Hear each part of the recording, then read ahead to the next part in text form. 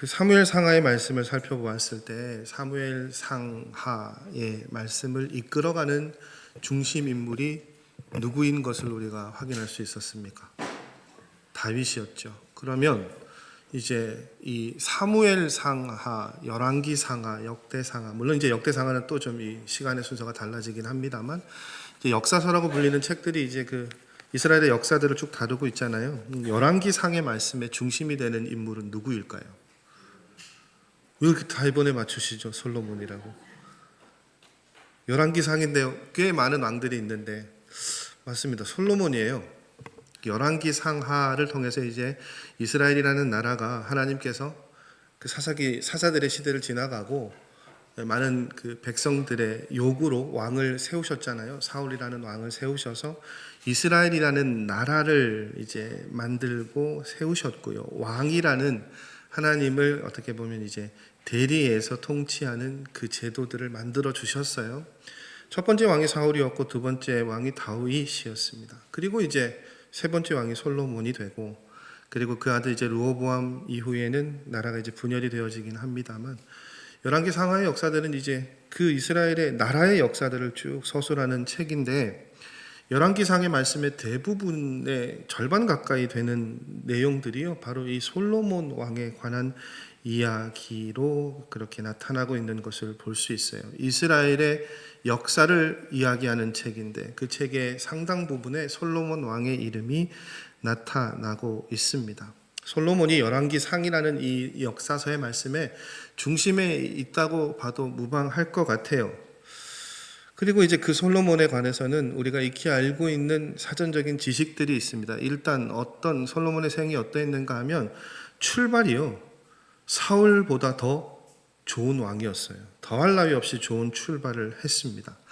그래서 솔로몬이라는 왕을 평가할 때 또 솔로몬이라는 왕에게 붙는 수식어 가운데 지혜의 왕도 있고 여러 가지가 있습니다만, 그런 표현이 있더라고요. 세상적으로 볼 때 가장 성공한 왕이다.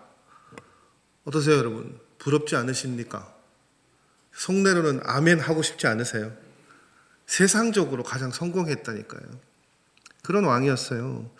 그런데 열왕기상의 말씀은 오늘 제가 봉독해드린 본문의 말씀 9장 4절의 말씀도 그렇고 열왕기상의 이 말씀의 핵심은, 본문의 내용들은 솔로몬 왕을 성공한 왕이라고 칭하지 않습니다.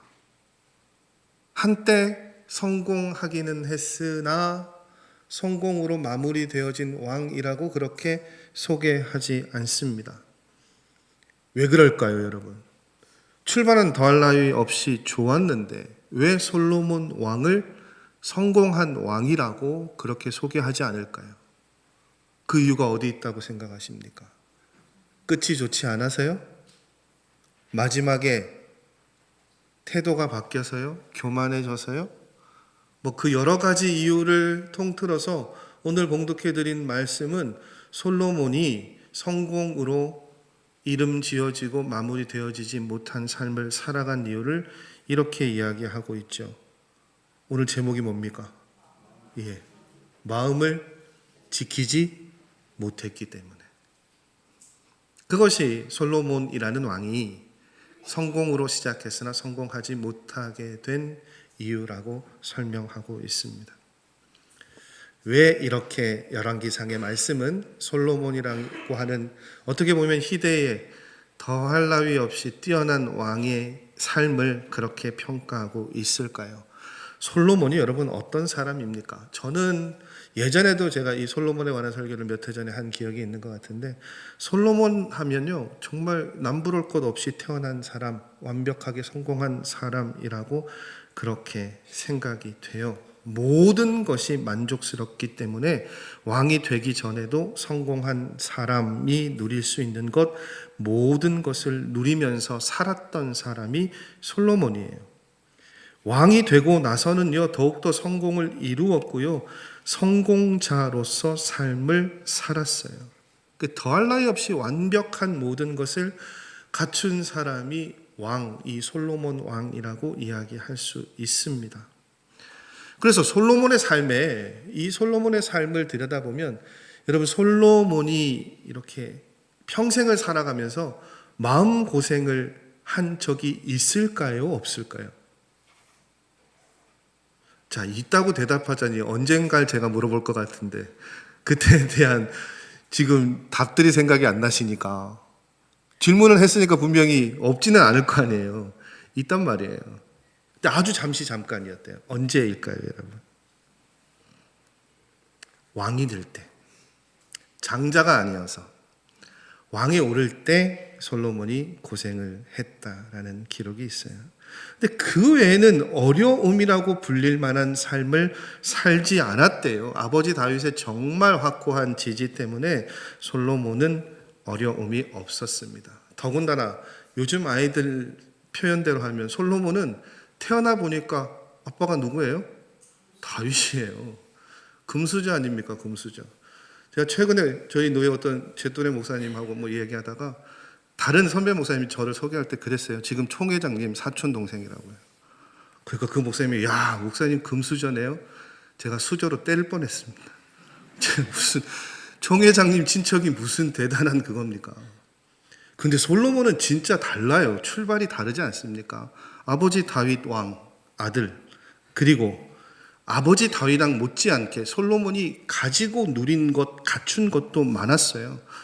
아버지가 다윗왕에 그쳤으면 모르겠는데 솔로몬은 인품도 신앙도 실력도 꽤 괜찮았잖아요. 우리가 기억하고 있는 솔로몬이 왕위에 오르고 하나님을 대면한 그 첫 순간을 보십시오. 얼마나 겸손했습니까? 제가 늘 담고 싶은 기도라고 하잖아요. 하나님께 왕이 되자마자 계속해서 번제를 드리는데 그래서 하나님의 꿈속에 하나님께서 천사를 통해 나타나셔서 뭐가 필요하냐고 물으셨는데 뭐라고요? 하나님의 백성을 다스리는 지혜를 달라고요. 그래서 하나님이 뭐라고 말씀하십니까? 지혜는 물론이고 부도 장수도 명예도 주겠다고 말씀하시잖아요. 훌륭한 아버지 밑에서 자랐고요. 믿음도 좋았고요. 다 괜찮았어요. 아버지 업적을 이어받아서 큰 일을 이루었죠. 아버지의 헌신이 있었지만 준비가 있었지만 어쨌든 성전을 완성한 일은 솔로몬 때에 이르렀죠. 성전도 훌륭하게 지었고 왕궁도 잘 지었고 땅도 넓어졌고 재산도 많았고 심지어 부인도 많았습니다. 하고 싶은 모든 것을 다 하고 누리고 산 사람이 솔로몬이에요. 그렇게 성공한 솔로몬의 삶, 모든 사람들이 하고 싶어하는 성공을 이룬 솔로몬의 삶의 모습들이요, 열왕기상의 말씀에 나타나고 있습니다. 그런데 그러한 솔로몬의 삶에 대해서 봉독해드린 9장 4절 말씀 외에 또 11장의 말씀을 보니까 솔로몬에 대한 평가가 이렇게 나타납니다. 왕의 마음이 그의 아버지 다윗의 마음과 같지 아니하여 그의 하나님 여호와 앞에 온전하지 못하였으니. 이 왕은 누굽니까? 솔로몬 왕이죠.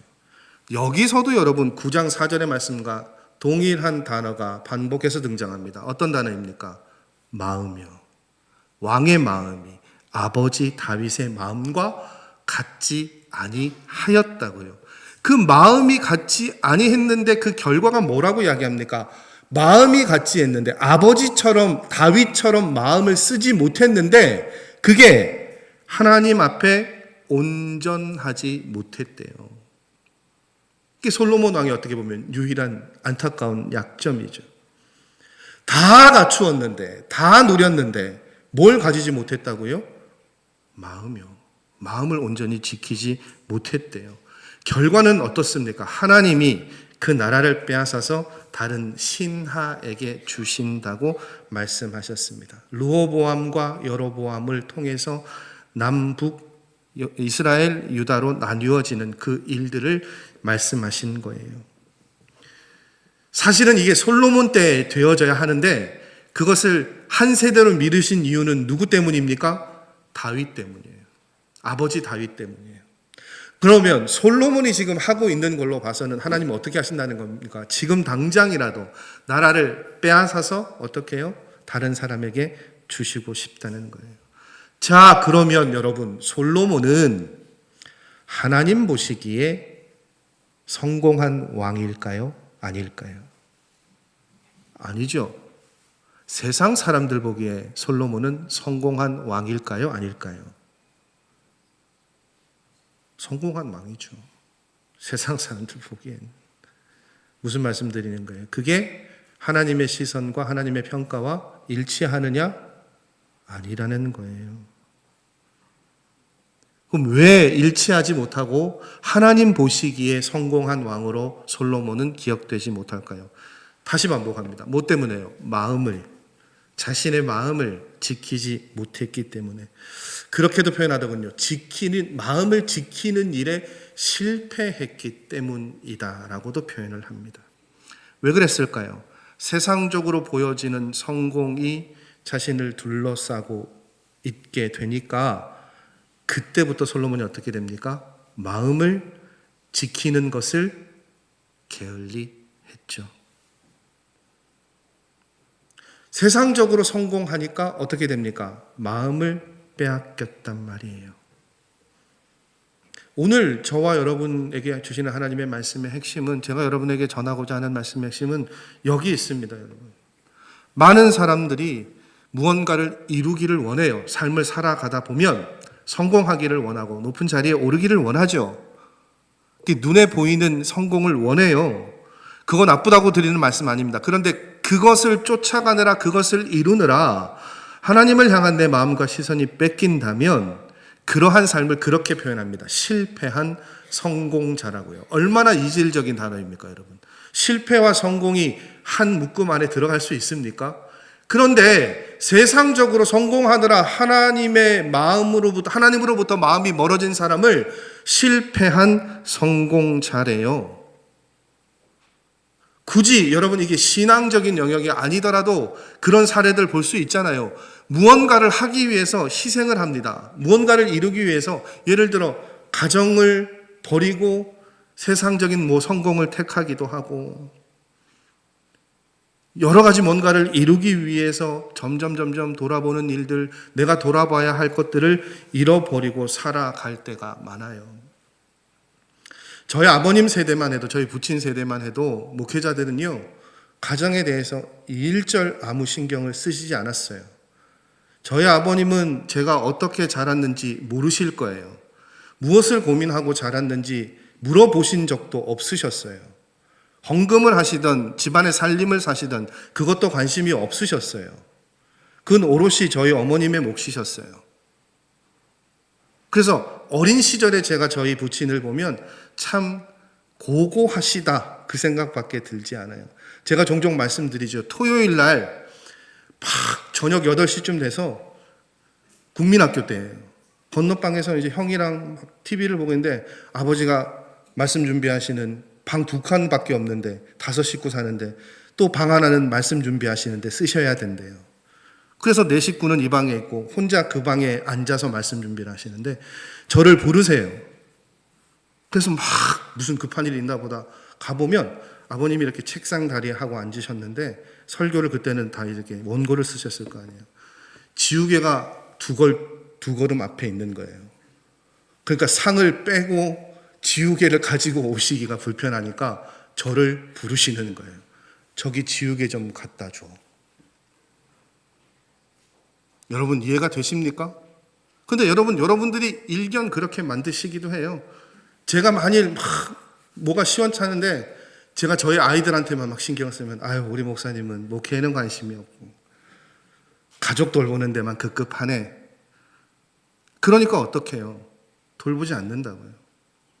여러분 많은 목회자의 가정들이 그래서 붕괴가 되어지고 깨어지는 경우가 많죠. 제가 예를 들어드릴 수 있는 건 목회자 가정밖에 없어서 예를 들어드립니다만 여러분들의 가정도 마찬가지지 않습니까? 무언가를 이루기 위해서 우리가 희생하고 방치하는 일들이 많아요. 포기하고 내려놓은 일들이 많죠. 그것에 집중하느라 돌아봐야 할 것들을 돌아보지 못할 때가 많아요. 솔로몬이 그랬던 것 같아요. 성공하니까, 계속 칭송받으니까, 점점 지경이 넓어지니까 거기에 몰두합니다. 그래서 어떻게 합니까? 나라를 더 확장시키고 외교를 넓히려고 하니까 다른 나라 이방신을 섬기는 왕비들도 맞이하죠.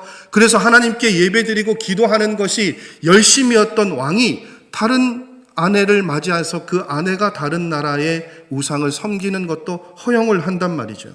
그러면서 점점 자기의 삶을 확장시켜 나갔어요. 그랬던 솔로몬이 자신의 삶의 마무리가 되어질 무렵에 우리가 잘 알고 있는 전도서 1장의 말씀을 통해서 자신의 삶을 돌아보고 건넨 말이 뭡니까? 헛되 도다였잖아요.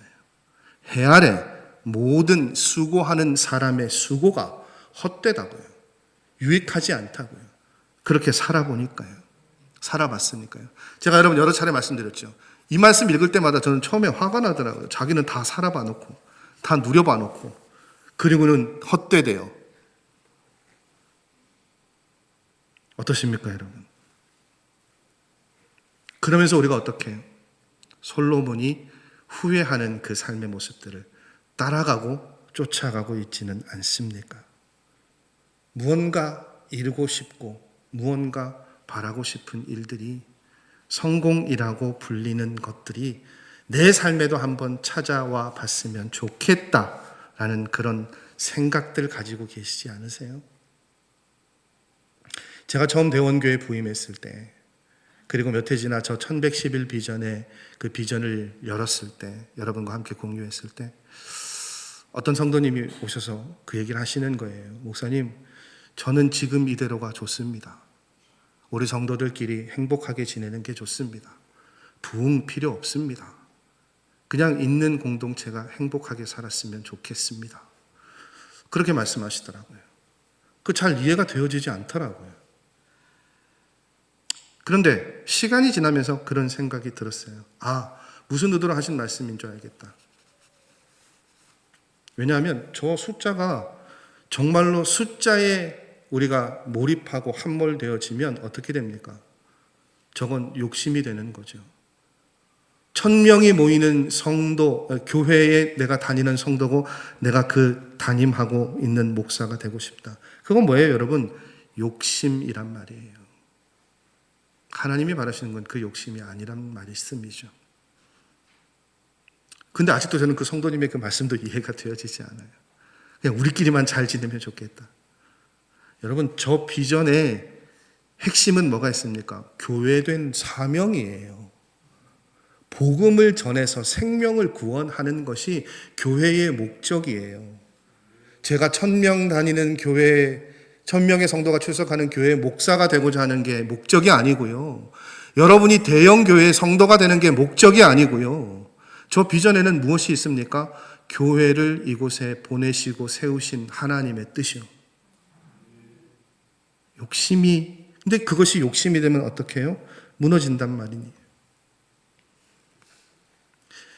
무엇이든 간에 저것을 향해 나아가고 있든지 이루고 있는 과정에 있든지 그 모든 순간을 통틀어서 제일 중요한 건 뭐라고 지금 하나님 말씀하고 계시는 거예요?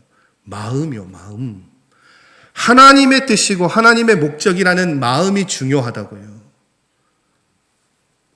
그 마음을 지키는 게 중요하다는 말이에요. 내가 무언가를 1000명이라는 숫자를 이루는 것보다 저것에 하나님의 뜻이 있고 그 하나님의 뜻을 이루기 위해 내가 오늘 지금 무엇을 하고 살아가야 하는가, 그것이 중요하다고요. 그게 무엇보다 중요하다고요, 여러분? 성공보다 중요하다는 거예요.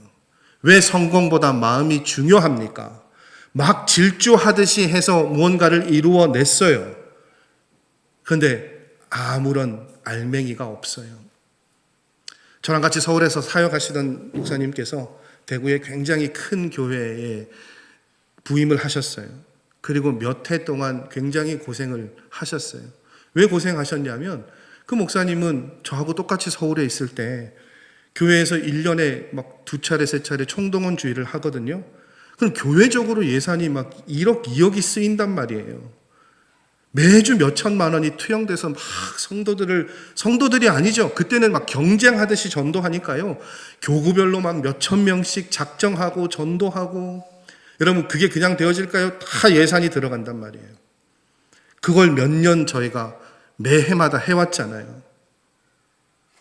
근데 저는 보니까 이게 너무 엄두가 안 나서 그렇게는 못하고 있는데, 거기는 목사님이 또 교회가 어느 정도 규모가 있으니까 하실만 했나 봐요.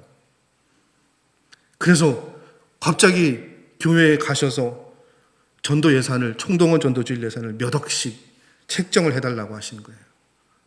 몇 주가 되고 예상대로 몇천 명이 오셨어요. 근데 등록이 아무도 안 돼요. 왔다만 가시는 거예요. 여러분, 우리도 몇 해 전에 총동원 전도주일 할 때 100명 몇 이렇게 오셨는데, 그 한 번 오셔서 예배 드리신 것에 우리가 감사해야 되는데, 제 귀에 가장 먼저 들린 게 뭐냐? 그렇게 많이 왔는데 등록 안 하시는데? 그럼 못하죠, 여러분. 그 목사님도 결국 그것에 직면하게 되신 거예요. 이거 왜 하냐? 성공이라는 것에 포커스를 맞추면요, 여러분 어떻게 됩니까? 그런 일들이 일어나게 된단 말이에요. 여러분, 그렇게 예산을 투여하고 총동원 전도주의를 하는 것 전 나쁘다고 생각하지 않습니다. 근데 중요한 건요, 그것을 하는데 무엇이 따라가지 못하면 어렵습니까? 마음이요. 하나님의 마음, 하나님의 뜻, 그것을 헤아리고 따라가는 마음이 있어야 되는데, 그게 없으면요, 마음 없이 열심만 있으면 그 결과물들은 참 처참해요. 여러분, 솔로몬을 향해서 하나님께서 하신 말씀 가운데 어떤 말씀을 하셨는 줄 아세요, 여러분?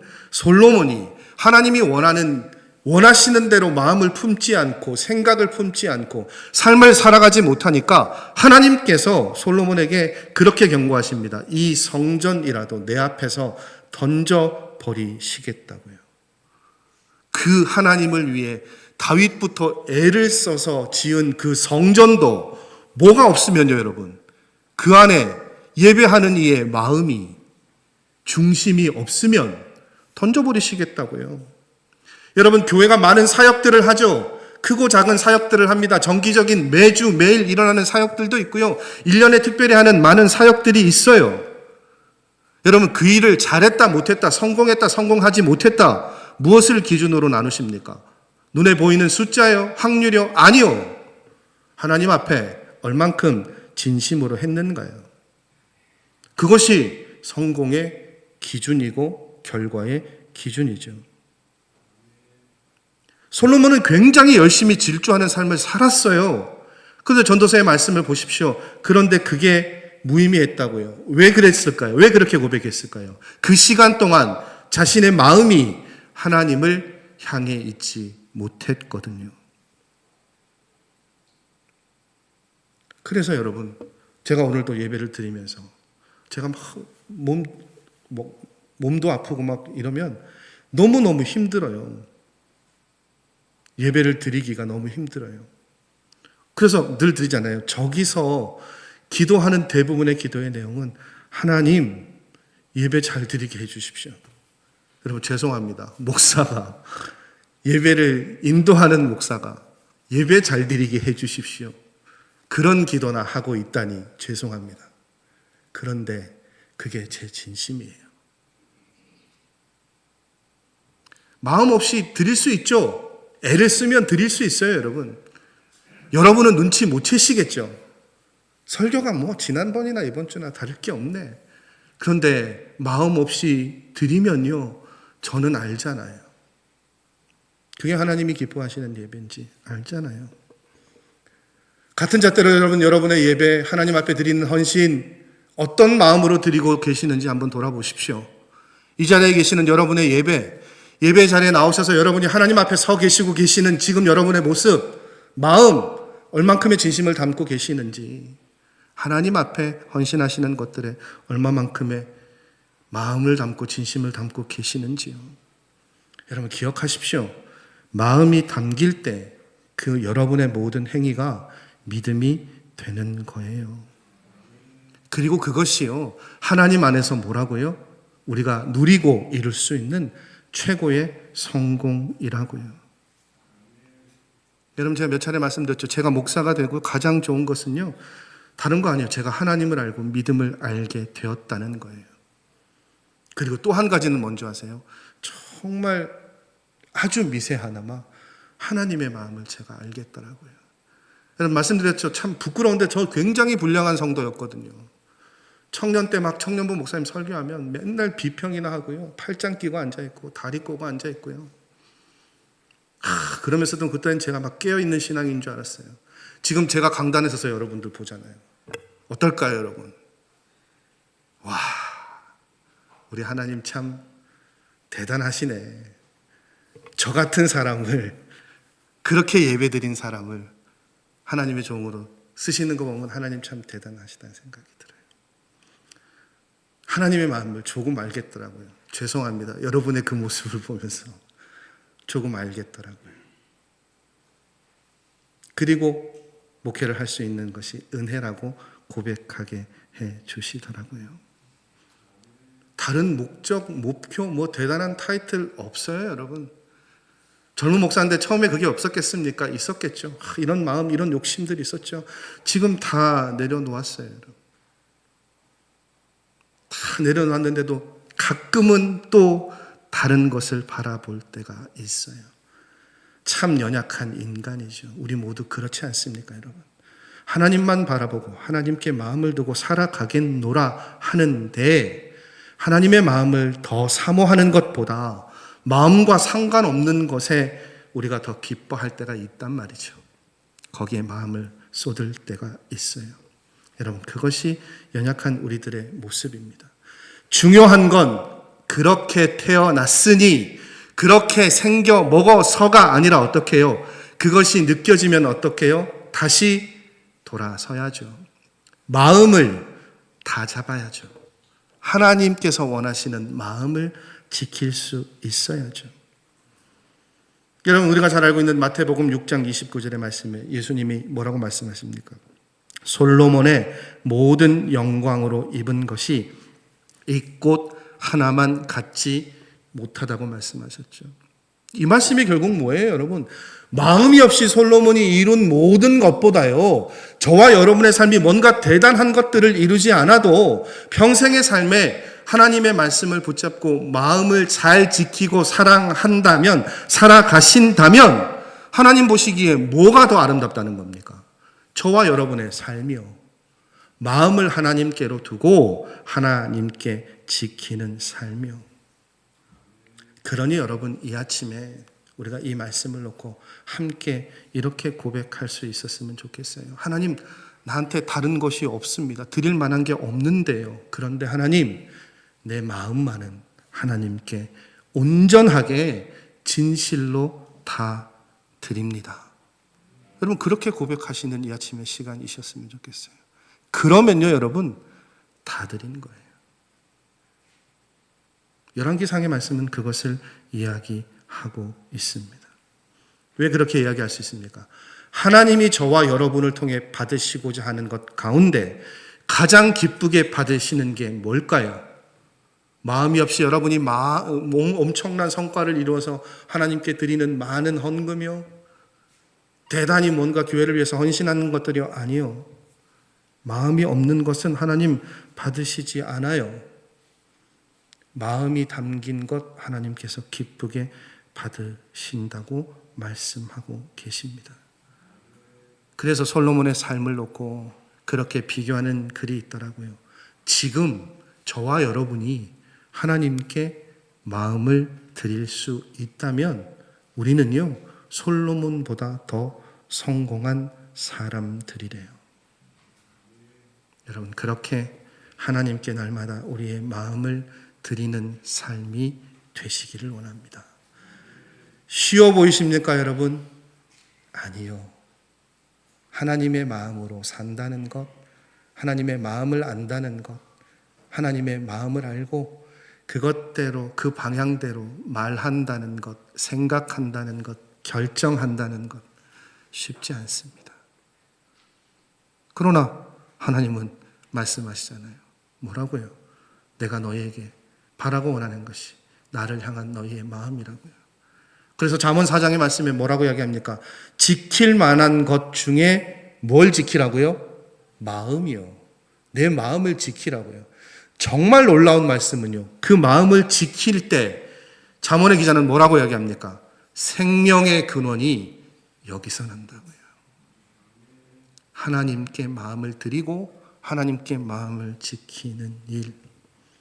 그래서 하나님께서 오늘 봉독해 드린 마지막으로 봉독해 드릴 텐데 솔로몬에게 뭐라고 말씀하십니까? 9장 4절 말씀 다시 봉독해 드릴게요. 내가 만일 내 아버지 다윗이 행함같이 마음을 온전히 하고 바르게 하여 내 앞에서 행하며 내가 내게 명령한 대로 온갖 일에 순종하여 내 법도와 율례를 지키면이라고 말씀하셨습니다. 여러분, 마음을 지키십시오. 마음을 지키기 위해서는요, 하나님의 말씀을 배우고 그 하나님의 말씀에 순종하셔야 합니다. 그냥 기계적인 순종이 아니라 말씀을 통해 하나님의 마음을 알고요, 하나님의 마음이 가는 대로 순종하는 삶, 그 삶이 하나님을 기쁘시게 하고 저와 여러분의 삶을 세우는 길이라고 열왕기상의 말씀은 우리에게 그것들을 가르쳐주고 있습니다. 오늘 제목이 뭡니까, 여러분? 마음을 지켜야 합니다. 그렇게 마음을 지키심으로 하나님을 기쁘시게 하는 우리 성도님들의 삶의 걸음이시기를 주님의 이름으로 간절히 소원하고 축복합니다. 기도하시겠습니다.